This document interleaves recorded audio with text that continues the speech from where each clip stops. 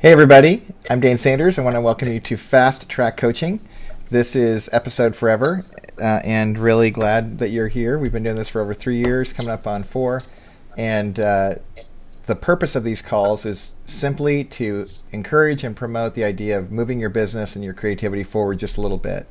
And I have the privilege of inviting some friends, both within and outside the photo industry, and some who are both within and outside the photo industry, into some conversations that I hope will spark dialogue. The point isn't for everyone to agree. The point is for us to continue constructively to push forward and reinvent our industry in constructive ways. So today is no exception, and I'm super excited to introduce my new friend, Jen Hillinga. Jen, welcome to the show. Hello. Nice to be here. We had the chance. So funny. Jen and I have known kind of virtually each other for a long time, and we finally got a chance to rub shoulders. I think was it Lori Nordstrom's deal at WPPI? Yeah. At Lori's class at WPPI. So we were all fans on the side and colleagues, and it was great to support and be around. And then I think Jen and I both ran off and gave our own platform talks. And I don't think Lori came to ours. What's up with that? Yeah. I think she came to mine. Oh, yeah. Great. That's perfect. So she didn't go to mine. So you're telling me. That's great. We're trash-talking Lori. It's no problem. But Jen is famous for a lot of things. One is she has a very successful photo business, and she also has some really cool sites. The one that is most known is jensfabulousstuff.com. And we'll talk more about that stuff later. But for now, Jen, especially for folks, it would be shocking, actually, but I think it's funny how circles of photographers and creatives, they can become a little bit myopic, and we don't always know each other. But for those few people who are on the show and don't know who you are, give us a little background on how you got to where you are today. Okay. Well, this next summer will be my 15th year as a photographer. Wow. I actually had a background in, my degree was in fine art and graphic design. So I was actually a designer before I was a photographer. But I kind of fell into photography by accident. I knew I wanted to do something creative.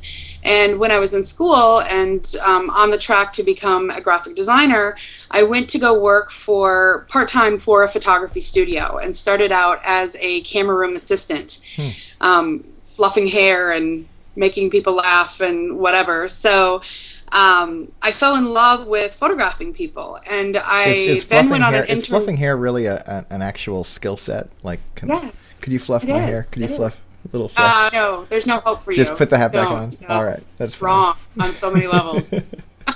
So when I did my internship in graphic design and found out that I didn't want to do that for the rest of my life. All right. So I went back into photography, and so I worked for 3 different studios, and then decided I should stop saying what I wanted to be when I grew up and actually be it. So I started my business. This summer will be 8 years with my business partner, Kate. Kate is the left brain of the organization, and I am the right brain of the organization. I always say that I'm going to make a business card sometimes that just says, I make things pretty, because that's really all I do. She and I make a lot of decisions together, but I do all of the photography, all of the design, and I'm lucky that she kind of does all of the business end of the business. So we each kind of respect each other, and we don't really get in each other's game at all, and it really, really works out well. It's nice to have kind of the yin to my yang, and it works out really great. I don't have to worry about all that stuff that we hate as artistic people. I just get to be creative, so it's fun. I think that's great. I'm gonna Twitter you on that whole yin to my yang thing, but yin to my yang. And then we started Jen's Fabulous Stuff it's been about 3.5 years ago.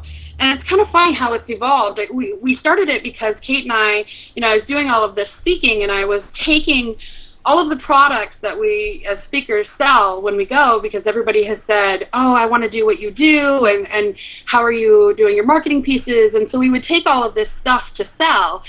And so I finally, Kate and I were talking, and we said, you know what, we need to make it just a little website where I don't have to bring products with me, and people can just go and download everything that they would want.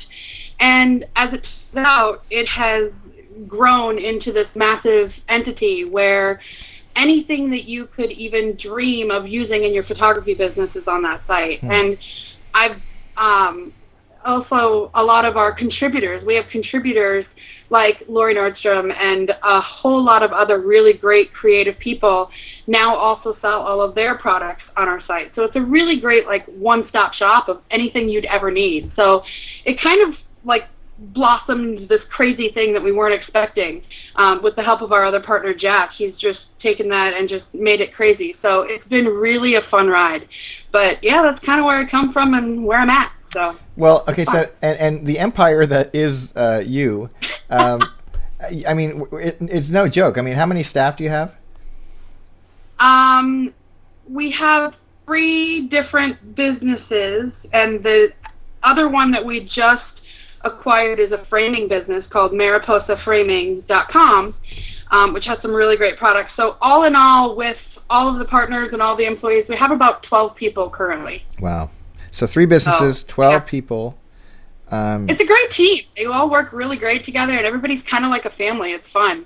And you're actively shooting, you're actively educating, and I know a lot of folks know you as in the boudoir category, but a lot of folks also know you in the senior category, and it strikes me as a really diverse brand. It kind of is. We live in Minneapolis, so Minnesota is extremely seasonal. You know, we hibernate for 6 months out of the year. Right. We're the land of extremes. It's really cold in the winter and really hot in the summer. But we fit in, I shoot about 300 to 350 clients every year, about 10 to 15 weddings. And we do all of that between June through December. So I do all of the speaking and teaching on those off months, those off seasons. So we kind of have to take everything that comes at us because we have such a short season. Yeah. I don't really turn down anything. I say if it has 2 eyes and moves, I photograph it. So I don't turn down anything that walks in the door. Yeah, exactly. Or you know, 1 eye and a half. I'll do that. So it's good. No, we kind of do a little bit of everything. And I'm like every other photographer. I'm so ADD that if I had to do just one thing all the time, I'd probably have to hurt somebody. Well, it's interesting. It's like having the. It's interesting that you bring in the geography in it because you know there's so many conversations around different markets. So I'm in Orange County, which is near the LA market, which is one of the bigger markets in the U.S. And it's really tempting, I think, to be critical of we have sun all year round, and to say you really need to be niche-y and really focused. And I actually, generally speaking, believe that, but I also believe that you need to diversify your revenue portfolio as a service professional so that as things change and things are, adjust, you're on the ready. And it sounds and I think it's interesting because, I'm sorry, I'm totally interrupting you, no, but that's right.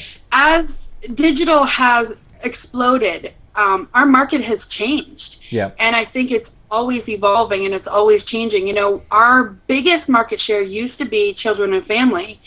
And with all of the, and I hate to use the term, but with all the moms with cameras and all of the new people who are now photographers, that part of our market is dwindling a bit. I won't say that it's gone because it's still a big part of what we do, but it's shifted. So now high school seniors are a big part. And over the last 2 years, boudoir has become a big part. So it's kind of nice to be able to do all of those things and be well-rounded and have something that you offer to everybody because things come into trends and they leave, and you never know how long boudoir is going to be a trend, and that's coming back. But now the high school seniors are starting to take each other's senior pictures, so it's kind of nice to be that all-around photographer. You can still have a niche, but I think it's nice to be able to do all the genres. Fascinating. Well, one of the things that you mentioned that I really want to key in on today that I think could be helpful, it's actually come up in past shows when, like, for example, and I'll get to the point in a second, I had my friend Jeremy Cowart on the show a few times, and Jeremy Cowart, like you, his background's in graphic design and fine art. And I adore him and follow him on Twitter, and we've never met. We should be friends. Oh, so if you could introduce him. Jeremy's a dear friend, and he really is. He's the real deal. He's, my gosh, I was just this morning hanging out with another kind of high-end model fashion photographer person. We were talking about Jeremy. We're mutual friends, and both of us were just kind of like, really? Does he have to be that good? I mean, he could be good, but can he be that good? It's just sickening. But one of the things that he talks a lot about is his interest in not being kind of singly categorized as just a photographer, and the way that he uses multimedia and the way that and clearly what I think I've seen it. It's incredible. It is incredible. But what I'm amazed by is how much his graphic design is design general. His design sensibilities inform his composition when he's shooting, and Absolutely. how that really gives him a critical edge. And I would argue the same is so for you. Talk a little bit about how like, are you more designer than photographer, or more photographer than designer, or does one inform the other? Talk a little bit about that. Again, it's one of those things that I like to do a little bit of everything, and maybe that's just the ADD talking, I don't know. But I'm a little bit of both. The reason I decided not to do graphic design and go into photography is I loved the human interaction. Yeah. But I love the design elements and the compositional elements of being a designer. And I think as a photography business owner, I think the two marry very well. I didn't want to sit in front of a computer for the rest of my life and take an art director's kind of direction, if you will, and make a commercial product for the rest of my life. I wanted to work with people. And so I love combining the two in our business. And I love designing all of the products and the cards and the albums and everything that goes with it. And it feeds my designer soul, but I still get to have the photography end and really get to tell people's stories and get to know who they are, whether it's an individual or a couple or a wedding or whatever the case may be. I love the human interaction that comes with photography and the composition and everything that comes with design. So I'm kind of both. Well, it's fascinating because, I know for the folks who are listening at home, there's a breadth of people. As we've gotten to know our audience, there's certainly a contingent of folks who are looking to get inspired, and maybe they're just getting started, or they are in that category of inspired by somebody else. They might not be following the traditional path of a photographer. I know I certainly didn't when I got into the game. And they're just excited to learn. There's other folks that have followed different paths of creativity. Maybe they're, we have painters, we have writers, we have a whole bunch of folks who tune in, but now they're photographers, and it's informing a bunch of things. Another photographer that comes to mind is my friend Mira Ko, who her background was actually in writing before she got into shooting. And that narrative really informs how she does what she does. And now she's moved even beyond shooting to she's doing some stuff on television, and she's talking about photography and empowering women, and all of that's in this kind of grand arc of a narrative. And I'm so struck by that integration. So for the folks that are listening at home, regardless of what their background is, how important is it for them to account for their kind of life's resume in leveraging those things for their work photographically? Does that question make sense? Well, kind of, yeah. I think that so many of us, I would hope, are right-brain individuals. So if you are, most of the time, if you are a photographer, you're also going to be somebody who likes other right-brained activities. So you're going to love writing, you're going to love music, you're going to love those sorts of things. And what I think is so cool is that as photographers and as right-brained people, all of those activities can be used in your business and can be used in your work and can be used because they are emotional things, and they really amplify your work and they let you connect with other people. I think that, I minored in English and I love to write and I sing, and don't make me sing. Go, come on. No, not happening. Break it on down, come on. All of those right-brained activities really help us creatively and really help us to connect with people because they are such, human interaction activities. They're all about telling a story. Music is telling a story. Writing is telling a story. Photography is telling a story.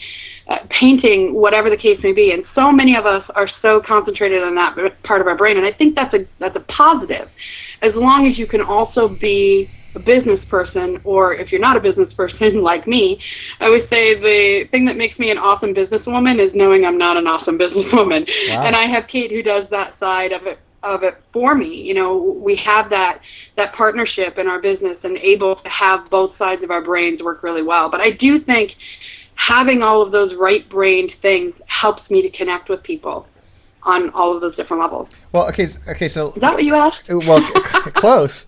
But I want to come back around to it because I want to come from a different angle. But one of the things I'm hearing you say is that, you know, the idea that most photographers are right-brained, and by right-brained, kind of the stereotypical creative side versus the analytical side on the left brain. That I wonder if that's true. Like, couldn't a left-brained person get into the photo industry or into the creative fields and go, but you know what, I'm really more entrepreneur, and I get creative in the entrepreneurial side, and I outsource the create, like I hire the hired guns to take the shots. I definitely think that there are two types. There's probably many types of photographers, but definitely the two. Sure. You know, I've known brilliant business people who have 5 or 6 different photographers who all have their strengths, and they work together as this big team, and the main person runs the business. I think that you can definitely be that person. And I think that I've also encountered a lot of photographers who are very technical and very analytical, and they are amazing commercial shooters. I have a tendency to think that people who shoot commercial work and those sorts of people are more left brain. And then there's the people, like, I love natural light. I know the camera like the back of my hand, but I am not the most technical person. I'm like the piano player that doesn't read music. I mean, you put it in my hand and I know what to do with it, and I know all the reasons why, but so much of that becomes second nature. And I'm more about the connection, and I'm more about what happens naturally and organically. And I think that there are definitely those two fields. There are the photographers who are very analytical and left brain, and then there's those that are very creative. I think you can do both. So to come back to the other question I had, so if I'm at home listening to this and I'm getting inspired and I'm going, okay, I'm not sure if I'm left or right, but I got some crazy past. It sounds like whatever, like a big chunk of what I'm hearing you say is know yourself. And based on knowing who you are, you can bring in other players, you can participate, you can collaborate, and that you're going to get the best return. Know your strengths and weaknesses. Absolutely. You know, I know that my strengths are making people comfortable. I know that my strengths are spontaneous creativity and design, and being in that complete mindset with my own personal work and with my clients' work. And I know that my weaknesses are, I can't even figure out my tip at dinner. I do not do math.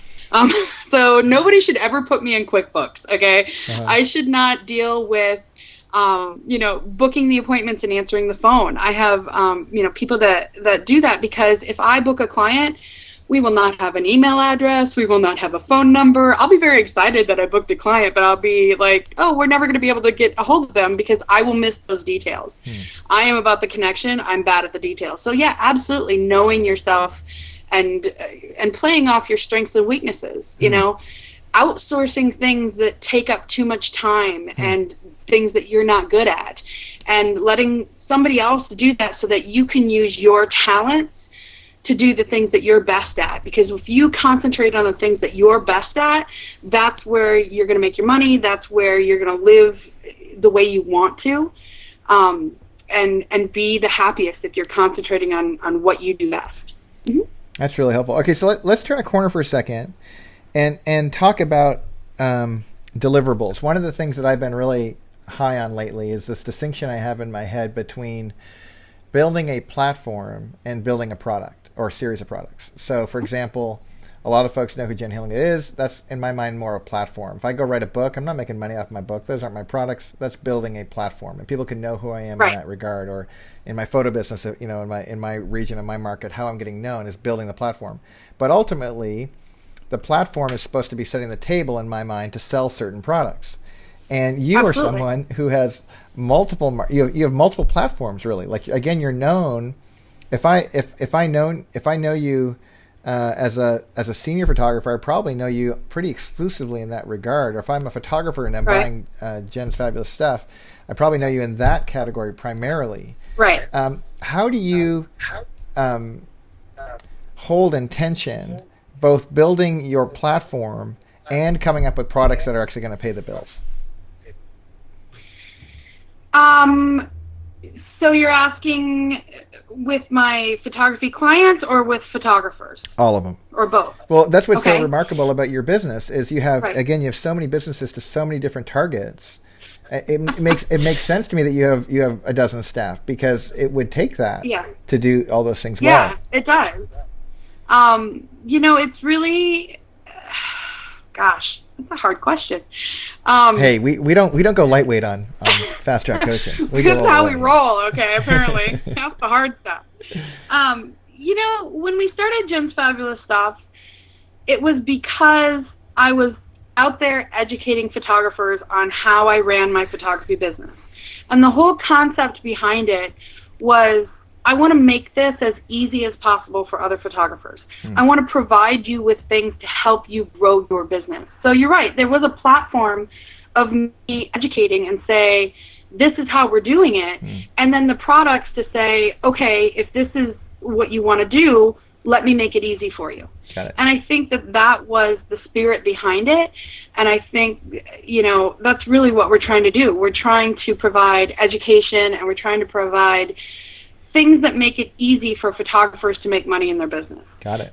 In terms of my photography business and it's kind of the same spirit. It was, I'm creating images for my clients and I'm trying to create products that make it easy for them to display and love their images.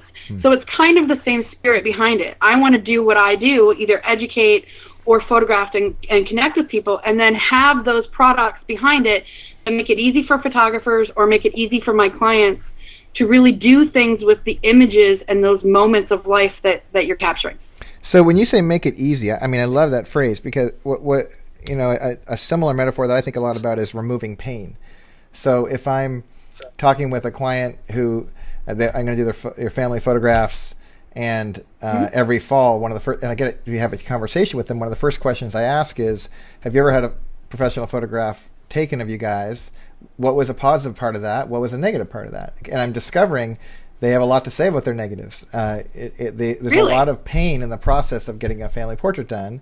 What to wear, Really? Okay. when, timing, The schedules. anxiety of, are my kids going to behave? Exactly. And, yeah, do I have okay. to? Can I get a pass from being a parent that day? Am I allowed to bribe? All those kinds of dynamics.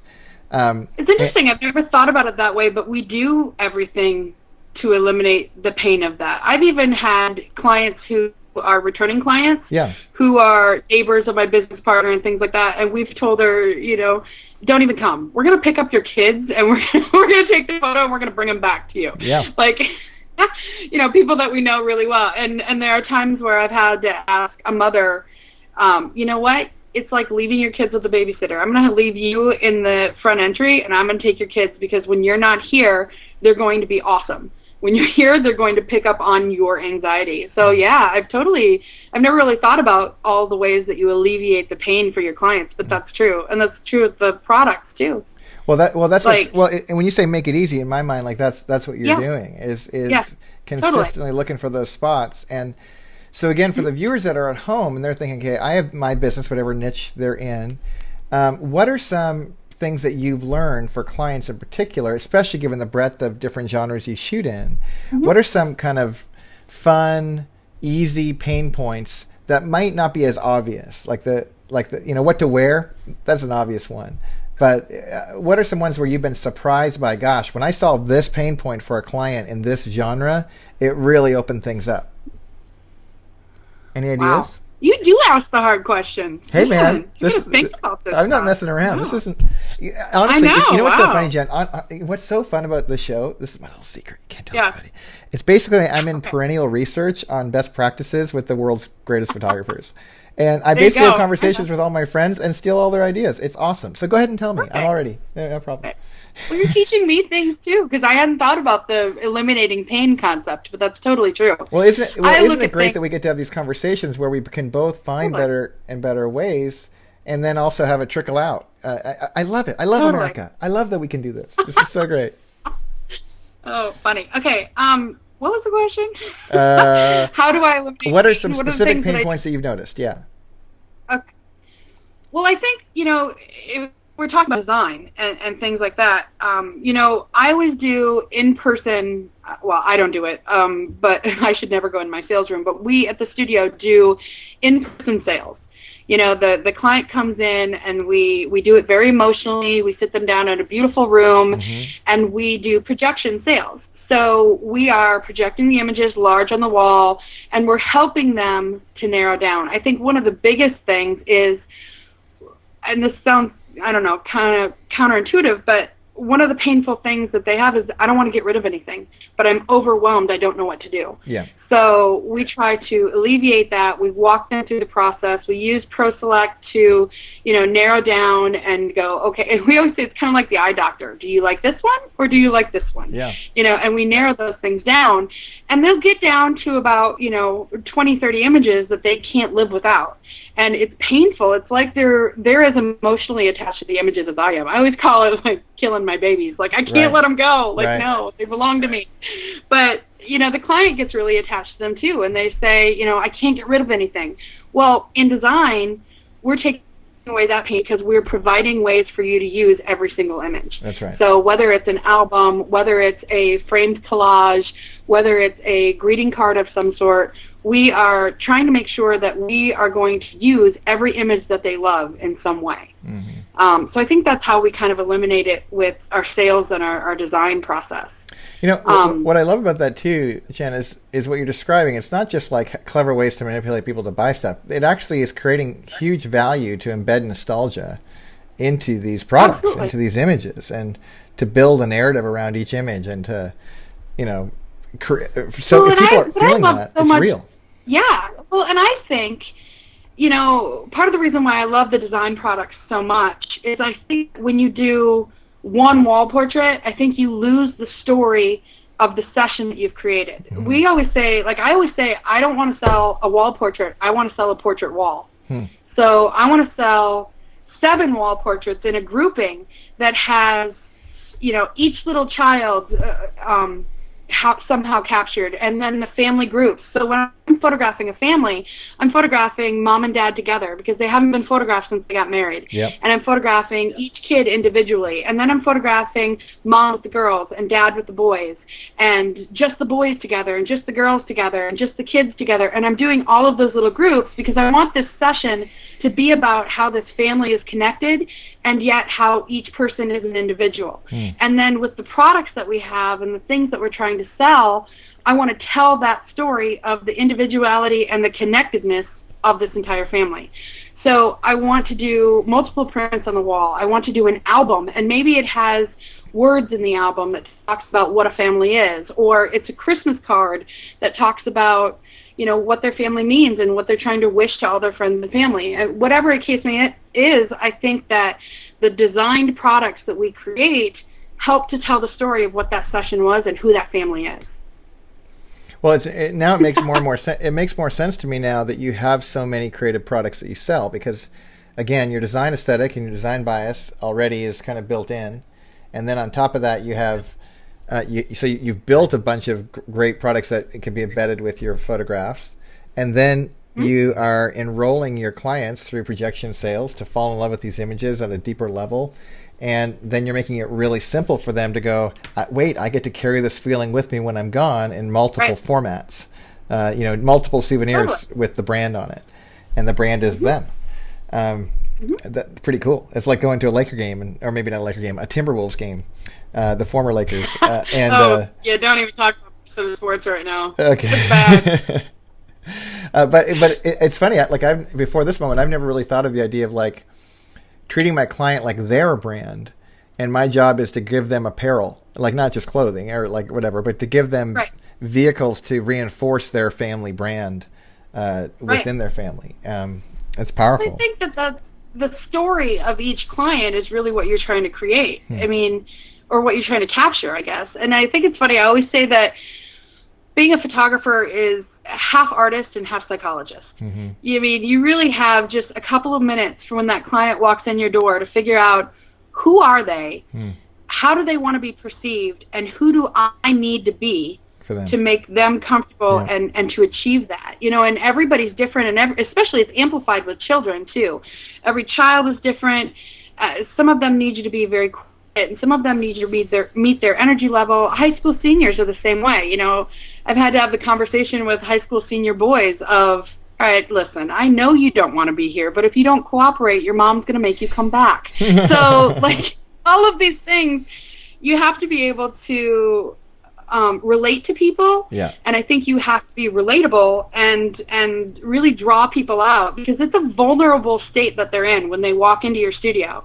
You know, they're anxious, they're vulnerable, they've never done this before, they're freaking out, and you have to figure out who they are as individuals and as a group if you're working with families or couples or whatever. And so I really think it's half photographer, half artist, half psychologist. I think that developing that side of yourself and learning to read people's body language and learning to relate on that even subconscious level can be a huge benefit to what we do.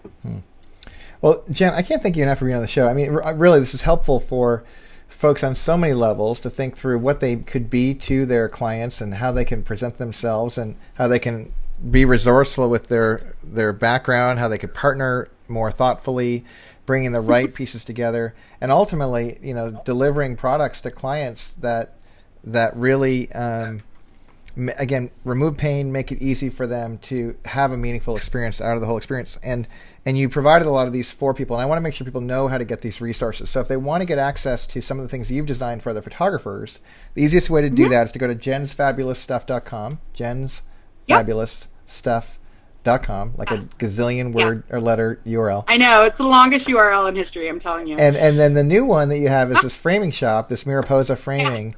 Is it, now you told me before, it's MARIPOSA framing.com. Is that right? Yeah, correct. Cool. Yeah.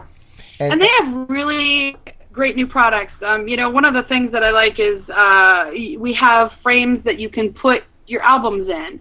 They have amazing prices and great framing, and it's just one more thing, you know, to add to your client sales. Awesome. And it's worked well for us. Awesome. Well, and if people want to say thank you to you online, they're going to meet you on the Twitter at Jen Hellinga, right? Yeah, correct. And meet me on the Twitter. Yeah. On the Twitter. Make sure to say hello. And by the way, if you are at home, please say thanks to @Adorama. Better yet, go buy something from them as a thanks for them providing Fast Track coaching for free all these weeks. If you want to catch any of the past shows, go to blog.fasttrackphotographer.com and be sure to tune in next week. But again, thank you so much, Jen, for being here, and look forward to seeing you again soon. You're so welcome. It was awesome. Thank you. Bye, friend. Bye-bye.